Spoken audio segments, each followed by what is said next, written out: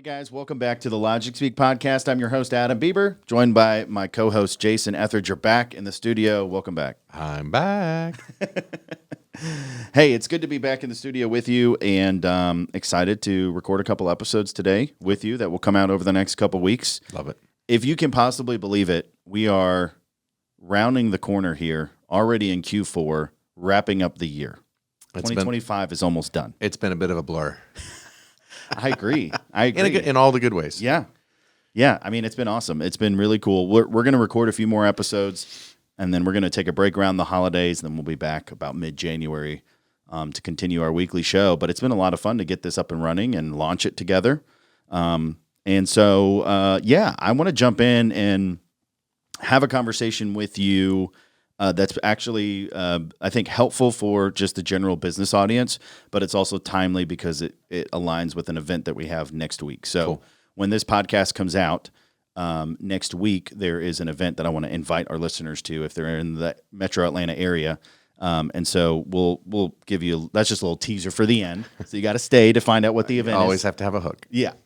But I want to talk about cyber resilience from a business owner standpoint. And so I don't want anyone to tune out going, hey, I'm not really technical.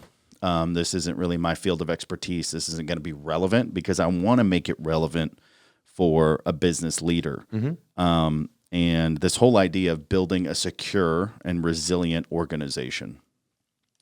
Yeah, the reason I think everyone should stick around, even if you're not a business owner, is that cybersecurity is for all of us. Yeah. You know, if you are in the world these days, you're not excluded. So it's I hope it's a conversation that everyone can find something. Yeah. In. Yeah. I kind of came up with this idea that cybersecurity isn't just a tech issue. It's actually also a people issue. Yeah. It's probably mostly a people issue. We've always joked for years and years that the most insecure part of any business is the people. Yeah. And I think that holds true even today. Yeah, I think you're right. And it really is a leadership responsibility. Mm-hmm. Like, even if you're not the one executing whatever the cyber policy or, framework is, you still play a crucial role as a business leader, as a business owner, in empowering your people to uphold whatever standard of cyber resilience that we're going to get into. And let's face it, if the higher up in an organization you are, the bigger the bullseye. Yeah. Frankly. So we have an event coming up. I'm not going to give all the details, but we are going to cover a lot of this in the event. I'm really excited. I'm actually hosting it, and so I'm excited to share more about these topics. So if you do find yourself interested, again, just stick around, because I'll give you some details at the end. But first, I want to talk about security awareness training and why that's important for every single business. Mm-hmm. So if you could just explain for a novice, what is security awareness training, and then why is it valuable? Absolutely. So for most companies, security awareness training is a video-based training, usually in the minutes, not in the hours, though every year there's generally some sort of renewal of your cybersecurity kind of certificate. But it is designed to take security-related topics and get them in front of the users of a company. Mostly not to be comprehensive, right? Because there is no such thing as comprehensive cybersecurity, but it's to keep security top of mind.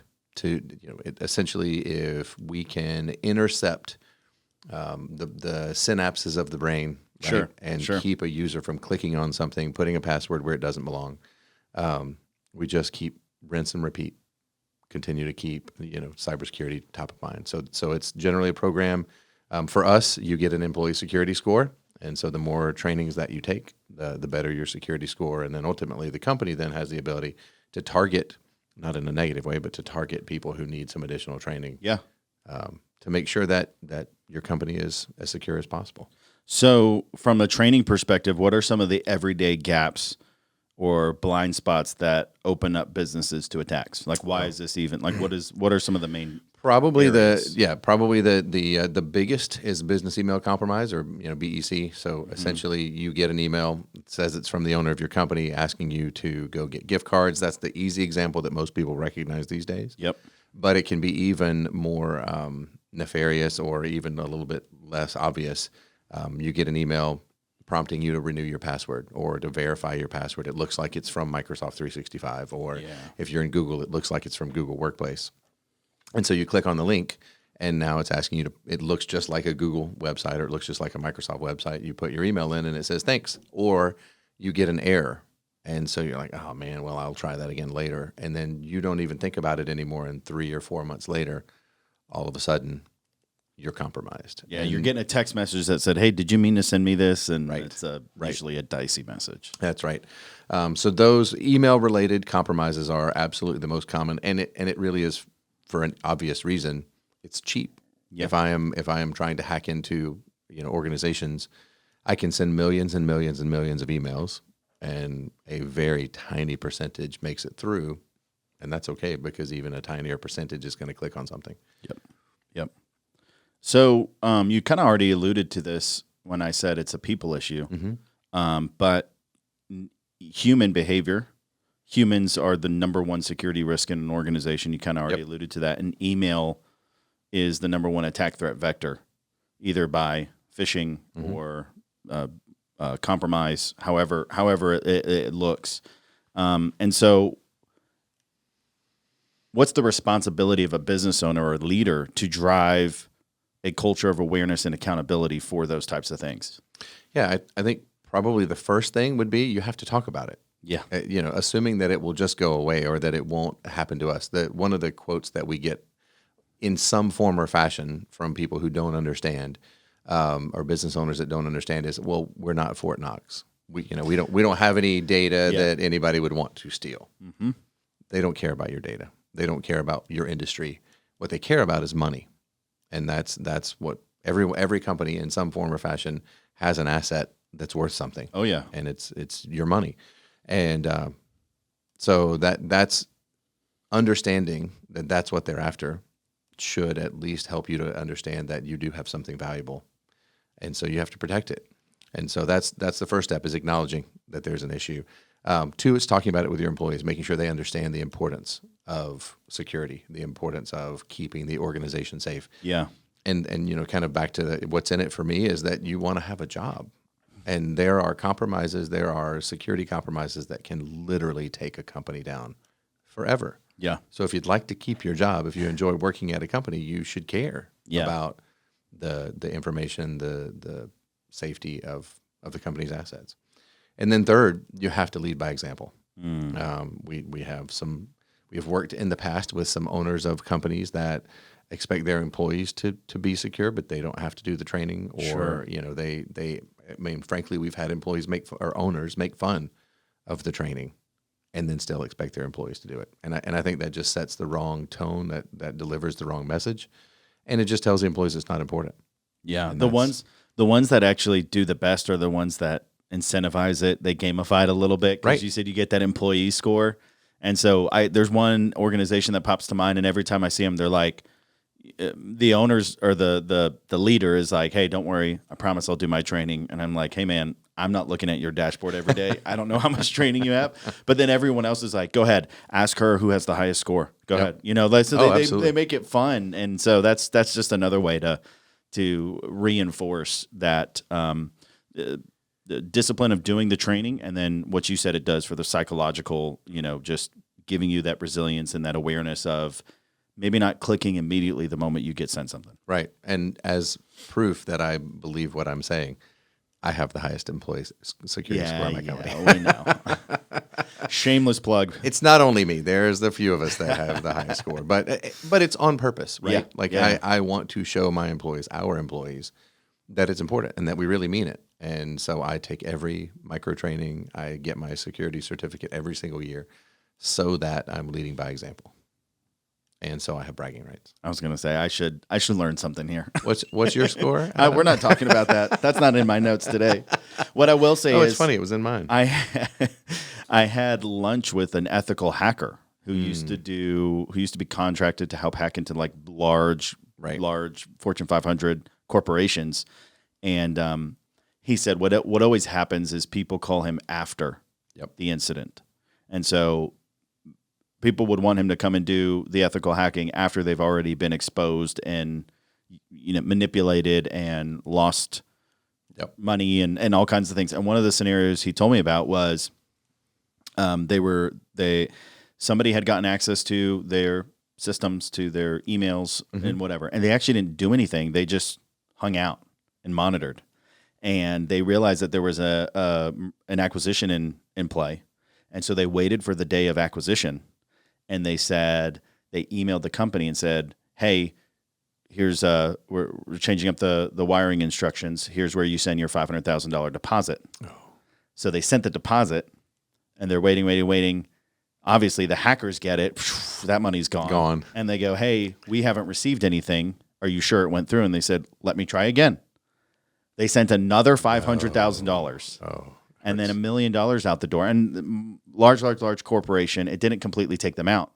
However, it was an embarrassment to this organization that they did not even realize their email had been compromised. Right. And so that's another side of the conversation of like your cybersecurity posture and like how you monitor for things like that.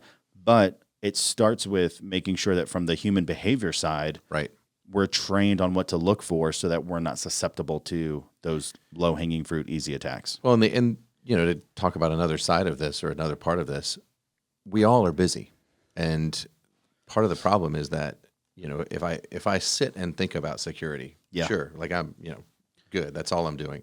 But in the melee of any given day, and I'm responding to emails and answering phone calls, and clients need things, and my employees have questions, and literally more to do in a day than I can do if I'm an owner, and I happen to get this email that looks reasonably legitimate, and without even thinking about it, I click on the link, I put in my information, I do whatever, I provide my credit card, whatever it is, right?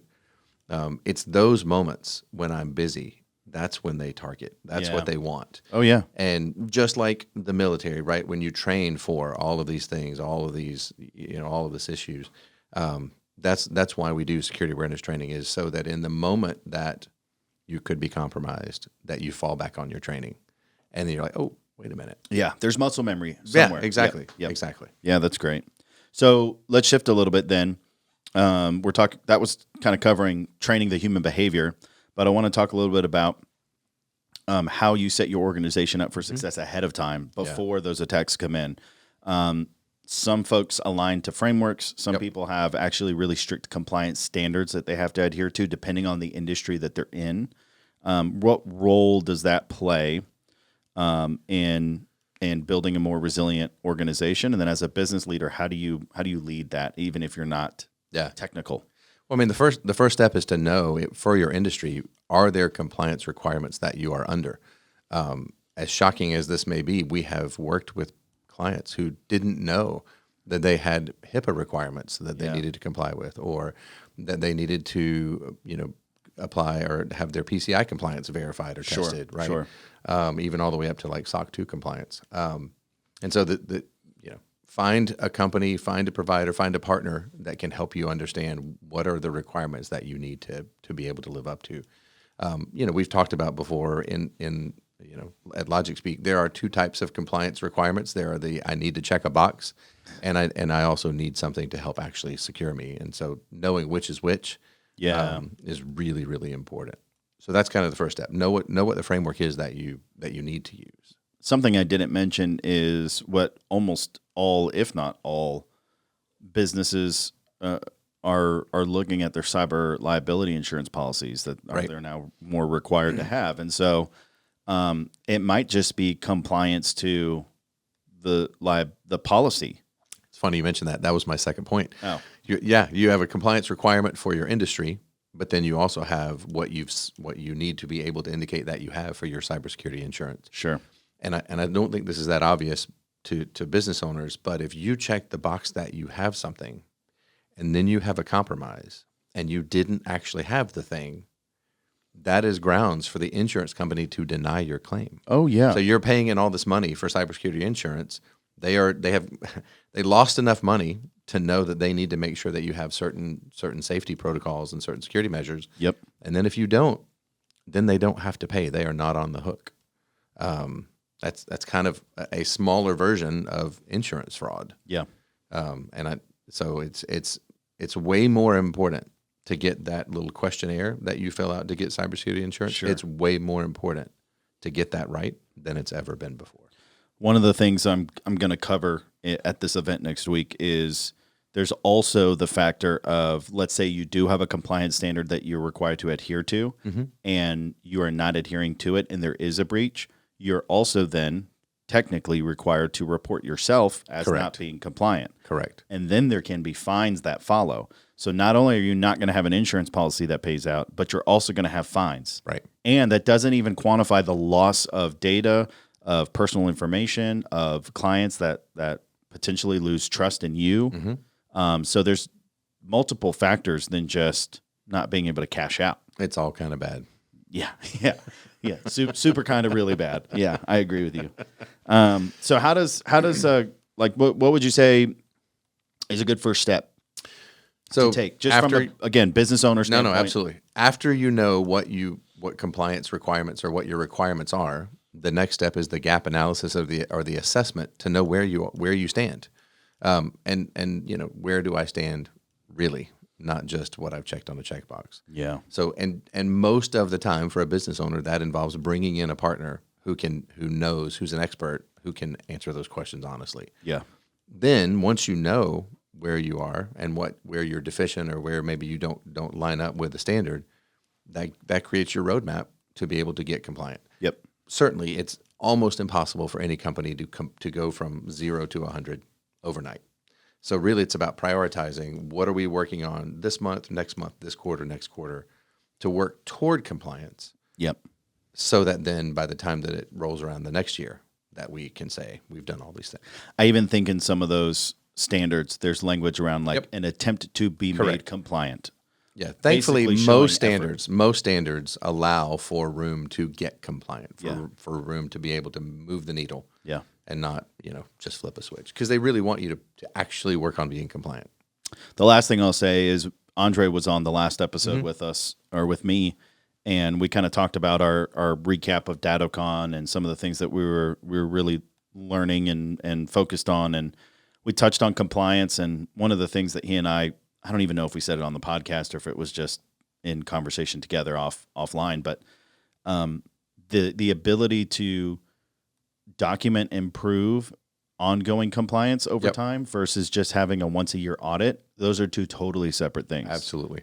And it's good as a business owner to understand when you're thinking about budgeting and you're thinking about long-term plans, especially if there's a regulatory compliance that you have to adhere to, government contractors in the CMMC world, like that has to be an ongoing monthly thought that you're at least placing it in the hands of a provider or a consultant to help you maintain that. It's not just a once-a-year audit just to be able to check the box, because 3 months from now, again, you get hacked, you weren't compliant at the time, there was no effort to maintain compliance, and then all of a sudden there's a storm.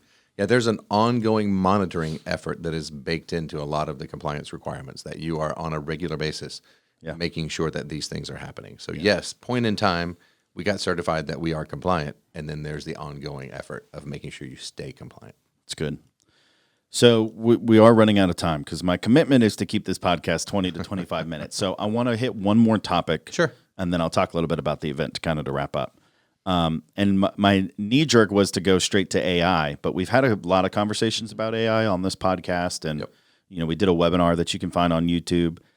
So what I'd like to talk about actually is business continuity and disaster recovery. Okay. And what does that even mean? And how does a business plan for, we talked a little bit about the cybercrime side of things, and there is a reason to have a BCDR plan because of cybercrime. There's also a reason to have it because of natural disaster, because of another host of unspoken factors.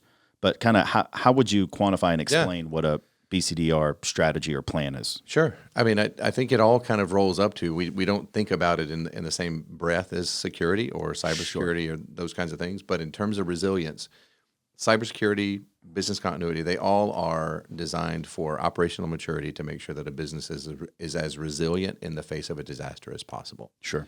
So, certainly there's nothing to, we're not going to get to 0%, like that we have no risk at all. Yeah. Right?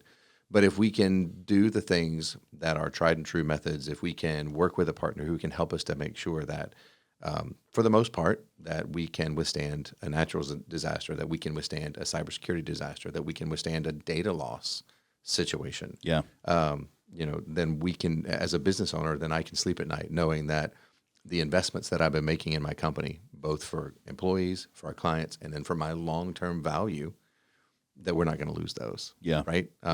One component of that is insurance, obviously. Another component is, hey, everything's gone. We just had a hurricane come through. How do we open our doors again? Yeah. How long does that take? What are the mechanisms that we need to put in place so that we can even, we talk about this a lot actually here at our company. If a natural disaster took out all of our communication, how would we communicate with our clients? How would we tell them that we aren't even open for business? What would we do? Wow. And so I think that is on the client side is if there's a disaster of some kind, how do we notify our employees quickly? Yeah. Right. Yeah. Used to be the old call down trees, right? Or Sure. Yeah. So what do we do if the cellular network is down? What do we do if our employees are trying to get to work and they can't? Yeah. Those kinds of things. So I think there's a lot that goes into business continuity and resilience and disaster recovery. But the first step is in acknowledging that you need to have a plan. Yep. Right. Yep. It's kind of knowing is half the battle, right? And then the second half is actually building the plan. Sure. And working with a partner who can help design that plan. I think, fortunately, the move to cloud infrastructure has helped, not hurt. This is one of those side benefits of investing in a platform like Microsoft Azure, Sure. Microsoft 365, is that now, if this building were destroyed, we would all go home and keep working. Yep. If this building caught on fire, I mean, we've had clients who their building burned to the ground. Yeah. They go home, they turn on their computer, their home computers if their desktop computer was burned up, or their laptop if they had it with them, and they're right back to work. Yeah. So the using cloud resources helps me in a business continuity perspective. Unless you just so happen to be in AWS last week. Forget that part. Yeah. No. That's a really good point. One of the things we also didn't talk about is like there's different levels of criticality of time. Yep.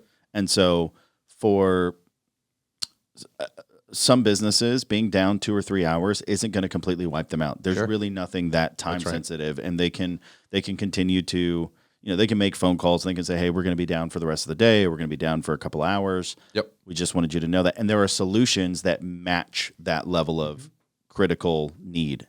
But there's also businesses that, like a hospital or, some type of time sensitive, very critical, must be up and running type business. And there's a whole other host of Right. plans and solutions that match that critical That's right. level. I think, and that technology has to walk alongside the business. Yes. And show up at the right level. So, you can't expect to be down for 5 minutes and spend zero, right? So you have to match the value and the cost to what you need. We had an owner tell us one time, if we're down for an hour, we lose $50,000. Yeah. So what you're telling me is we need to be spending money on business continuity so that you don't lose $50,000. Yeah. Because there are ways to get up and running quickly. That's right. They just come at a cost. And so if the profit loss analysis goes, okay, we cannot risk being down for 2, 3, 4, 5 hours. We're talking about $250,000 loss. Right. It's worth it for us to invest $50,000 a year in a solid plan. Correct. And that's not even including all the other infrastructure. That's right. That's just toward that plan. The overarching statement I always use is hope is not a business strategy. Nope. Hoping that this never comes is not a good business strategy. Yeah. Just for Princess Leia, I guess. Yeah.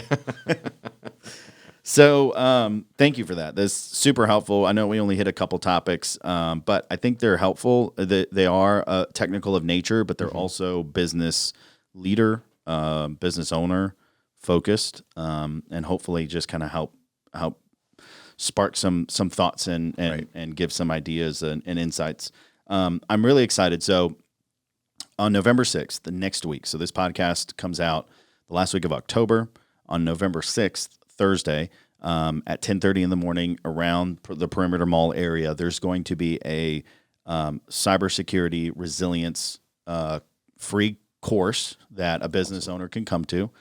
It's also been approved by SHRM as a continuing education credit for SHRM professionals. And so as I'm learning in the HR space, you're constantly looking for ways to get those extra CE hours, and oftentimes doing them in person where you can kind of attach it to some networking and just getting out of the office sometimes is helpful.